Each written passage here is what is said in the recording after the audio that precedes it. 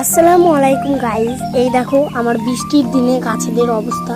এটার নাম spider plant, এটা স্নেক প্লান্ট, এটা তরুণ লতা, এটা বেড়াতে অনেক ভরে হয়েছে। এটা হলো কালারিয়াম, এটা ছোট স্পাইডার প্লান্ট,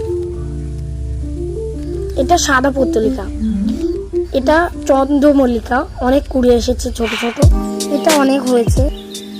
এটা ক্যাকটাস, এটা কিউট ক্যাকটাস, এটা একটা পাতাবাহার, এটা পাথরকুচি, সাদা দোপাটি। দেখেছো গাইস আমার এই পাতাবাহার গাছটা কেমন হয়েছে? এই দেখো আমার ঝলমলে সবুজ কারি পাতা, সবুজ দেখে চোখের একটা প্রশান্তি মিলে। এটা জিরো প্লান্ট,